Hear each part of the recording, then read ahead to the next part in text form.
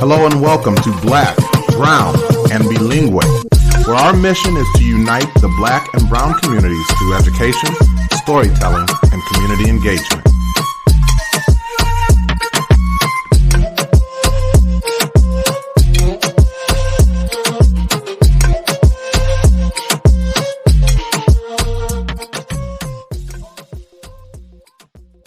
The vision of Black, Brown, and Bilingue is to be part of creating a world in which Black and Brown identities are affirmed, bilingualism and biculturalism are nurtured, and equity is the driving force behind all that we do.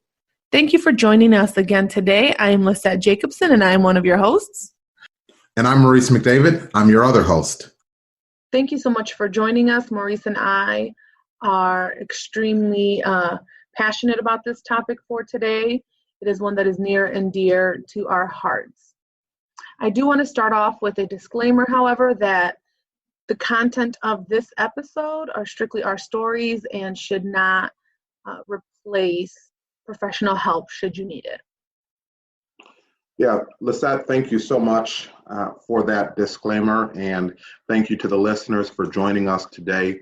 This definitely is something that, I'll be honest, probably just within the last 6 or 7 months has meant more to me than it did prior to that. And this is a topic that I think we're going to need to invest time in. And so it is, I know we're already planning on having a follow-up episode to this to talk a little bit more. But Lissette, why don't you just get us started? I mean, you know, when we talk about mental health, first off, that's a big win when we talk about mental health. Mm-hmm.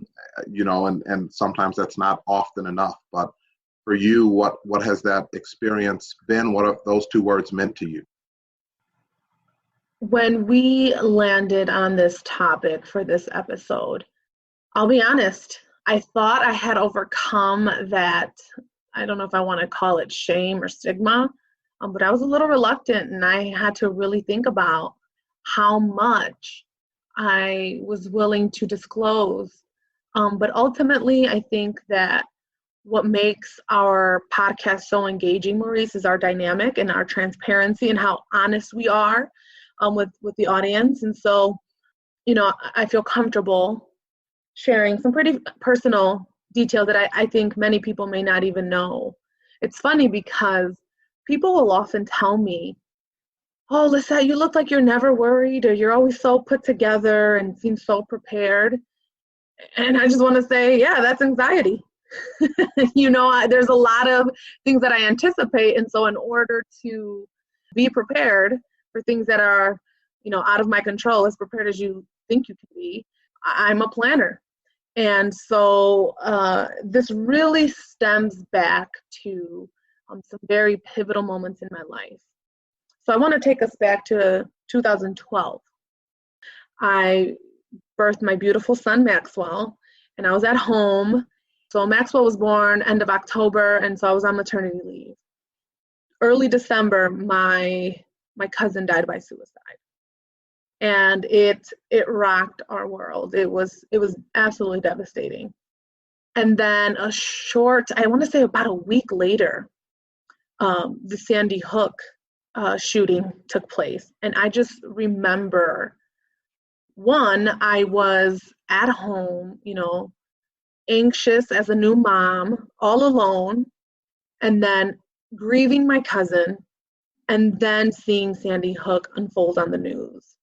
And I think that was the perfect storm to bring some extremely painful memories to the surface. And I couldn't figure out what was wrong, but I knew something was off. People talk about, not even as much as they should, but people talk about postpartum depression. No one really talks about postpartum anxiety. And so I really think that that's what I was experiencing on top of, you know, everything that was occurring.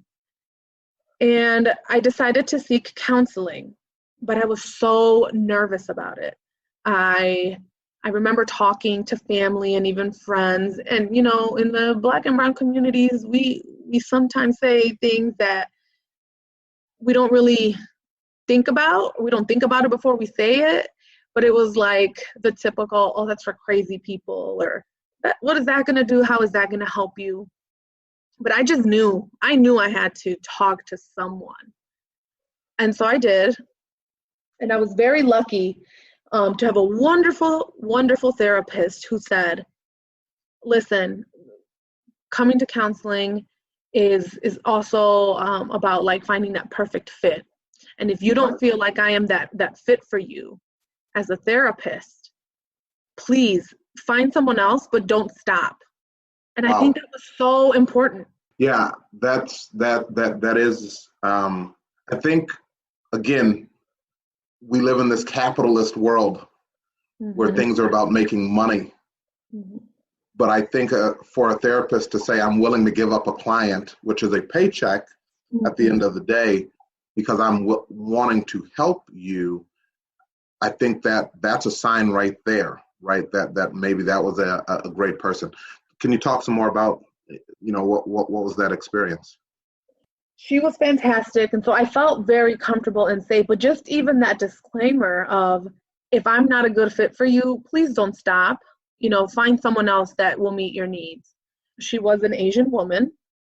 And I mentioned that because looking back through those conversations, it wasn't just the counseling. She also was very intentional about helping me unpack some of the cultural nuances that were contributing to not only my anxiety, but some of the stigma, and how do I have those conversations with people closest to me. She was very aware of the fact that I am a Mexican-American woman, and that has implications, that means something, especially on this journey to mental well-being. That piece right there is huge, and you must have been reading my mind. I was going to ask about that, because one of the things that does show up in mental health research is this idea that there simply are not a lot of Black and Brown mental health professionals. And as a result, Black and Brown people do not always feel comfortable going to seek mental health care.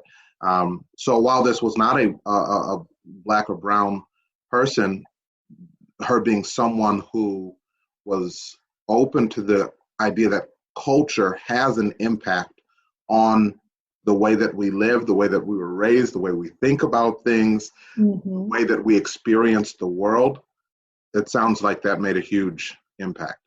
Huge. And I mean, I don't want to jump around here, but that did not become apparent until I went to counseling and ended up with a different therapist, and he was a white male, and that was so different. It was good, but it was very, very different.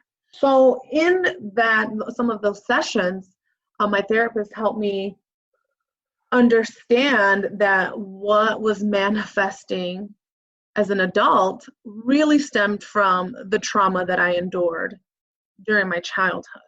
If you've listened to some of our other episodes, I grew up in Chicago, back of the Yards neighborhood, and then eventually moved to Waukegan. But some of my memories from living there, gunfire right outside our window, and then seeing someone, dying right outside our window. And my dad worked second shift, so he would get home late. And I would always worry about something happening to him as he was entering the door, and that he'd get caught in that crossfire. So that made me develop some very anxious tendencies that I didn't even know I had until I got older.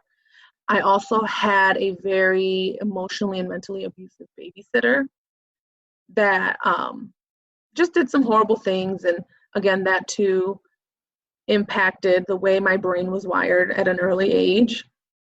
And then fast forward, when the NIU shooting happened, I was a community advisor, and I had residents on my floor who were in the room. Cole Hall, they were there. And so all of these things, that's why Sandy Hook triggered me so much. it took me back to that time in NIU, which also took me back to my childhood and my fear of like guns and gunfire. Anything like that just gives me a lot of anxiety. She helped me really see how trauma at an early age really does, you carry that with you. My mom was a worrier, is a worrier.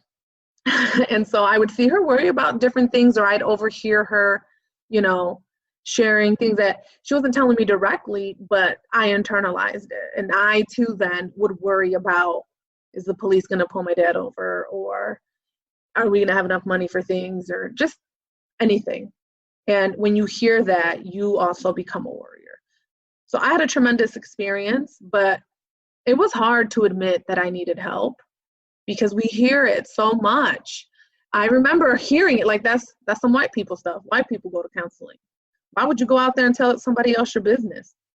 And that couldn't be further from the truth, right? I mean, yeah, there are certain things that are supposed to stay in the family, right? And that's family business, and you don't share those things. You mentioned a couple things that I think hit with me as well. That February 14th, 2008 was my 20th birthday. I had friends who were attending NIU. I had a friend who skipped class that day. We talked on the phone that afternoon.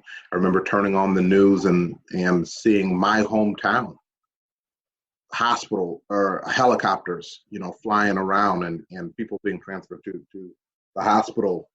Just thinking through some of those things, thinking about growing up with some level of poverty. And, for me, my mom was sick from probably age 12. No, I take that back. 5th grade was the first time I remember being told that my mom might not make it out of the hospital. And between 11 and today, that's happened numerous other times. My mother went out of the year 2017 in the hospital and came into 2018 in the hospital. And she told me, I don't think I'm going to come home from the hospital. For me, up until this year, and I'll talk about this a little bit later, but up until this year, my answer for that was always, I'm going to pray about it. And that was always sufficient. It was always enough for me to walk out with my head held up and well, look, God took care of her last time, and so he's going to do it again. And that was always sufficient for so many different experiences that I think about. Lissette, I know that you and I have talked a little bit about faith, and some of our listeners, maybe, people of faith. What part did faith play for you in kind of dealing with, or maybe not dealing with, anxiety and depression? That was, again, I really feel truly blessed that I had such a phenomenal therapist, because not only did she address that cultural piece, but she did ask me, some of those religious questions. I had a lot of guilt for not being able to pray about it and feeling okay. I felt like it was a lack of faith on my part. But then the anxiety would say, and God is going to punish you for that. You know what I mean? It's like, oh, so you don't believe. So it just was a cycle, and it kept building and building. And she also helped me understand that because of faith and culture, I developed a lot of I would wager with God. Like, God, if you could just make sure my dad gets home safe, I'm going to make sure that as a little kid, I make sure that I'll clean the room and do everything my mom tells me. I won't talk back. All those other things. You was lying. You was talking back. Stop. But I did. I had these rituals, which then she helped me understand that there was some underlying OCD. And we hear OCD being thrown around like, oh, my calendar is so pretty and color coded, I have OCD. No, but for me, it was some of those rituals that we don't think about. And we have to remember that there's a spectrum, anxiety, there's a spectrum. OCD, there's a spectrum of like how that shows up. It's not like you're gonna fall within each like symptom. It's all gonna be different. Every case is unique. So when she told me that like my secondary diagnosis was OCD, I was like blown away because I was thinking of checking the doorknob a million times. That's the stuff that we see. And when she told me that, I was just like, oh my goodness. So those rituals, religion definitely played a part. Because at church you hear like, pray about it. What is that quote? Maybe you would know. If you pray, then don't worry. But if you worry, don't pray. Goodness, I hated that quote. Oh, I hated that quote because it just was not enough. It actually increased my anxiety. It's one of those preacherisms. It's one of those preacherisms where I think that there are times that there becomes a disconnect because we know what the scripture says. The scripture, there's a scripture that directly says, "Be anxious for nothing." Like don't be worried. In fact, there's another scripture where it says, "Don't worry about tomorrow. Today has enough worries of its own." Yep, I remember that one too. And you're worried about tomorrow. And I think there's tremendous wisdom in both of those scriptures when they are understood in the context of the rest. I think I have been able to always come to mental health with a great sense of empathy. But Lissette, if I'm honest with you, again, up until 2020, my answer was, you just got to pray about it. You got to increase your faith. You got to just read the word more. You just got to, you got to believe more, because for me, that had been sufficient. And God humbled me this year. God humbled me this year and allowed me to recognize that anxiety is something that's real. It's not something I'm choosing. Nobody would choose anxiety. No. And it's something that you can't see. I think that's really part of the problem, right? Is like if somebody has cancer, you can see it. Yeah. That's an excellent point. And again, I go back to how I hear so often, and I'll be honest, there are times where I feel like I was not afforded empathy or understanding because people thought I had it all together. When really it was because of my anxiety, I had to be thinking 10 steps ahead. That really resonates with me, Maurice, because that other quote, that be kind to everyone because everyone's fighting a battle you know nothing about, I feel like that is literally me. And so I appreciate you acknowledging that 2020 for you has humbled you, because the praying would have been sufficient. And now you, I think, have a better or a different perspective. Could you tell us why 2020 has been that year for you? As a high schooler with an older brother who had joined the Nation of Islam, I began to gain a sense of Black consciousness. As a college student, I increased in that sense of Black consciousness. When Tamir Rice was shot and killed by the police, I went into practice the next day and was coaching a middle school boys basketball team that was over half young men of color. They were not following my instructions, and I put them on the line, and before we ran, I said, there was a 12-year-old Black boy who didn't follow instructions fast enough. Please understand that my job here today is more than basketball. And yet I prayed about it, and I was okay. When Ahmaud Arbery was killed this year, and I was hurt by that. I saw the video, I was hurt by it because I fully expected that nothing would happen. which was the pattern. But I prayed about it and I convinced myself, I think really already at that point I wasn't okay, but I convinced myself I was okay.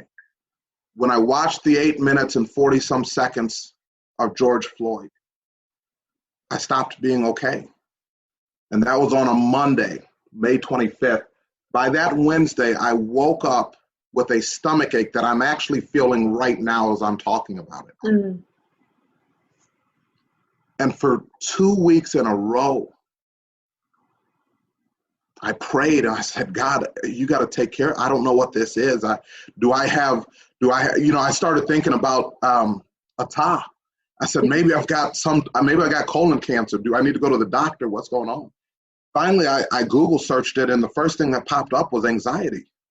And what happens is you deal with this anxiety, and then your stomach hurts because of the anxiety, and then you're worried about the stomach pain, and so it adds anxiety, right? Yeah. And it builds and it builds and it builds. And my pastor posted something. He joined in on a conversation. My pastor is a white man, a man who I love dearly, who has been very much a father figure to me, but posted something negative about the protest and everything going on. And so I went to him that night and I talked to him at church, and he acknowledged I shouldn't have posted that. It was out of place. I shouldn't have done that. And we prayed together, and I felt better the next day. But I still have these bouts now. Mm-hmm. And I realized that one of the things was not just because I had already seen the police brutality. I had already seen Black men killed on internet videos and nothing happened at the end of it. But one of the things that really caused the anxiety was that people that I cared about and people that said they cared about me, who weren't willing to be empathetic, mm-hmm. They weren't willing to believe that what I was saying hurt me. They told me I was believing the lies of the leftist media, that my experience as a college-educated Black man, that somehow I was not intelligent enough to be able to talk about my own experience, but that instead I was being bamboozled. And that hurts. Yeah, we really have to have this reckoning, right, with religion and mental health. But I also think about just our students. What you're describing to me also sounds a lot like racial trauma.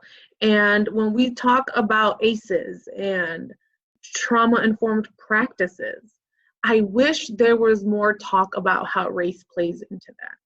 Because you and I both know that being from marginalized groups colors our experience, right? It impacts our everyday lives. And so I think about our students, and as I was hearing you talk, I got the knot in my throat, because I think of those little students watching this. They're seeing this too. They're carrying this with them. You know, when we were talking about going back to school, and definitely COVID is also going to be another layer of trauma, right? Especially if you've lost a loved one. But unfortunately, I think we moved away from how do we talk about these important issues like Breonna Taylor, like, Ahmaud Arbery, and how do we respond to that? Because that's trauma. Yeah, it is. It is. And the response for some folk is, how can you talk about traumatic experiences as a Black man when you have a master's degree? How can you complain? And I don't know how to help people to understand it, particularly people who don't want to understand it. They're not interested in understanding it. They're not willing to have empathy. If you could have empathy, then you could begin to understand that even though nobody likes it when the police pull in behind them, we all step on the brakes. That's universal. That's human.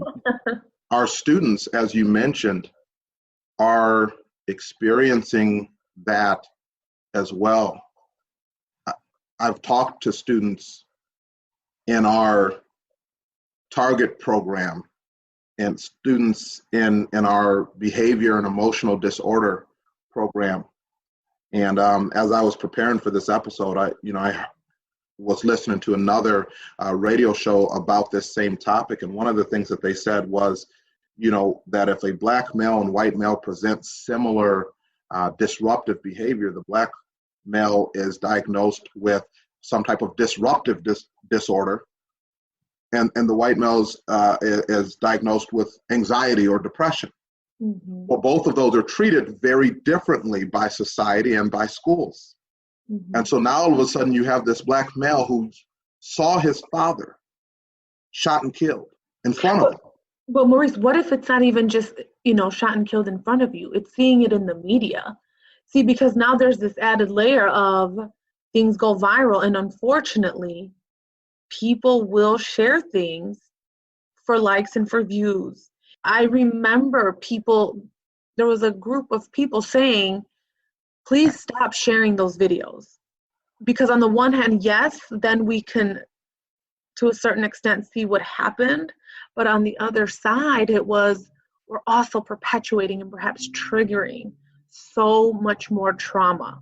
I wonder what your thoughts are on that, because you say, maybe that child saw their dad shot and killed in front of them, but maybe not. Maybe it is just through social media. And on the other side too, when you say society treats them so differently, Brett is a social worker. He worked at Sheridan Corrections for a while. And he said that majority of the inmates and his clients had trauma, and that's why they were there. And majority of them were Black and brown men. Yeah, to respond to that video part first, I have made a personal decision that moving forward, I will read about these things, but I cannot watch life leave the body of a person. So I think we have to get away from that. We know, and I've thought about this, regardless of what color you are, regardless of even if things have gotten better in your life, understand that trauma can have a long-lasting impact. I talked with someone very close to me who had trauma within the first 3 years of life, and then things got better. And as I began to learn more about trauma, I was wondering, okay, look, I've seen your life. I've seen how good things have been since then. And that brain is still wired to say, who's going to leave me? Who's going to hurt me? And so that trust becomes more difficult. All of these things, become more difficult and can still have a very negative impact on relationships. I want to add to that, because thank you for bringing this up, because when I sought treatment the first time, when I wanted to talk to someone, my mom, I know this was coming from a loving place, and I love her, and she's so sweet, but she would tell me, mija, tienes todo. You have everything. You have a great career, you have a beautiful home, you have a beautiful baby, you have a wonderful and doting husband. And again, when you're hardwired that way, that didn't help me. That made it worse, because then I was like, you're right. Why is there still something wrong with me? You're absolutely right. And not only do I have all of this going, I'm going to ruin it. I'm going to sabotage. Like, I just had all of these fears. And so if you're here, if you're listening out there, if you're talking to someone who struggles with mental illness, going down the list of the reasons why their life is amazing is not going to help. And I know that may come from a very loving place because you don't know what else to do and you're trying to be helpful. Please note that actually can make it worse, because then I had more guilt and more anxiety that I was going to lose it all. The stakes were suddenly higher. But I do want to take us, because I think we're running a little long here on time, but I do want to take us into this next direction. Would you and I don't know if it's too personal for you, but would you now advise someone to seek professional help? And where are you at right now in your journey and well-being? The direct answer to question number one is yes. I have not yet deemed it necessary. That's a slippery slope. I am not against it. I think some people very close to me do definitely still hold that stigma. I've got some family that I think are definitely like, they don't get it. And so they struggle with it sometimes. Even looking at, like, for example, addiction as mental health, right? Except that there's also, right, and there's some mental health that has that physical part too, that physiological part, but addiction has both the mental health and the physiological part.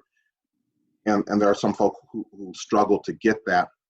I would, listen, if I need help, I'm gonna ask for help. Right. And I pride myself on humility, right? Which sounds contradictory, but I pride myself on humility. I'm never gonna miss out on something, right? I'm not gonna let you eat all the food in front of me and I'm just gonna sit here hungry. If you got food and I'm hungry, I'm gonna be like, Lissette, let me get a bite of that, please, bro. I haven't eaten. Yeah, he's a humble brag for sure. So I know he'll ask for help if he needs it. Did I come at you a little bit? No, that's all right. That's the truth, though. It is what it is. A humble brag, yes. So for me, if there's anyone out there who is perhaps questioning whether or not they should seek help, I'm all about it. And I've noticed that my closest friends and family, the more forthcoming I was about my own mental well-being, the more that they were willing to talk about their own, I don't want to say issues, but the things that they were going through. Honestly, now that I've been through it, I feel like everyone, regardless of status, background, gender, any of that, we all could use someone to talk to who is unbiased, who's that neutral party, who has the training and the knowledge to help us work through some things.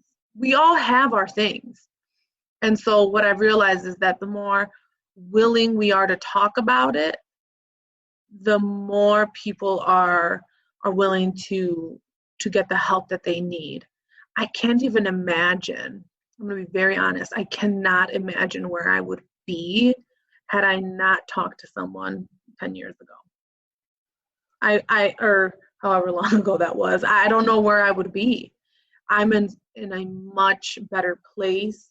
I am able to, I don't know. I have so much more joy, like in the simple things. And it has been really a blessing. And another thing, if you already are seeking counseling and you're like, oh, is this going to be a lifelong thing? You may. Life has its ups and downs. My favorite quote is, don't let your highs get too high and don't let your lows get too low. Because life will be that roller coaster. And guess what? If I need to go and if I'm going through a rough patch, I will seek help again before I know that if I let it go too long, then it just gets worse and worse and worse. So I recommend it. Yeah, if we had more time, I would talk just a little bit about, because for you, anxiety has caused you to be organized. For me, anxiety shows up in shutdown behavior. When I know I should be working on something and I'm just like, I'm not going to get this done. So I guess I just, and But here's the thing, Maurice, with you're so like, I feel like that still, again, gets misperceived, right? Like, oh, he's just laid back. Whereas me, if I'm like organized and on top of things, it's like, no, she's type A. Look at her all planny and annoying. You know what I mean? Like, it's so different, the response. Yeah. For you, it may manifest as avoidance, but on the outside, you're chilling, you're laid back, you're cool.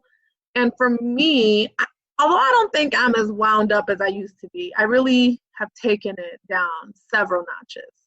I think Brett could probably attest to that better than anyone.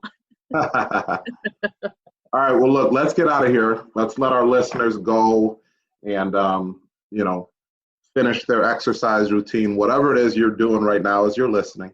We thank you so much for listening. It is our tradition to just, do one takeaway. What's yours? You think on that? I've got mine ready to go, so I'm going to jump in. I just want people to have empathy. That's it. I hope, literally, as we're recording this right now, again, here goes my humble brag, right? My buddy had nominated me for the NBC5 Making a Difference Award. And so people are posting on my timeline, all this stuff. And as I'm making this, right, my mind is thinking through, what do I need to do as a principal? Am I doing a good enough job? I'm not, right? And so just have empathy. Again, you don't know necessarily what everybody is going through. Empathy, empathy, empathy. If somebody tells you they're hurting, right? I think Sammy Rangel said it very well in our last episode. You don't have to concede. You don't have to agree or disagree. You can just listen. And that's what empathy is about. Incredibly well said. Mine really goes along the lines of that, but I think for 2020, for all of you listeners out there, Black and brown folks, but especially Black folks, right? We're not okay. Look at me, we. You know what I meant. I was going to let you slide on it too. I was going to let you slide because I knew what you meant. But it has been tough, and all my girlfriends and my friends, it has been tough on our mental health. I feel like it is really, really difficult. So kindness, just be kind and stop making judgment. Just be kind. But I think right now, especially, people of color are really struggling. And I think we're sometimes depicted as resilient, but sometimes people are tired of being strong. Sometimes we want to be nurtured. Sometimes we want someone to take care of us. Sometimes we want to be gentle. Sometimes we want to let our guard down. So yes, we can be resilient, but we don't always want to be tough. That's a lot. That's a big burden. And it takes a toll on you mentally. So be kind. And we hope that you've enjoyed this episode. We already are in the works for a part 2 with a mental health professional that we're absolutely excited to have. So we hope you'll join us for part 2. For Black, Brown, and Bilingue, I am one of your hosts, Lissette Jacobson. And I'm your other host, Maurice McDavid. Muchas gracias for tuning in.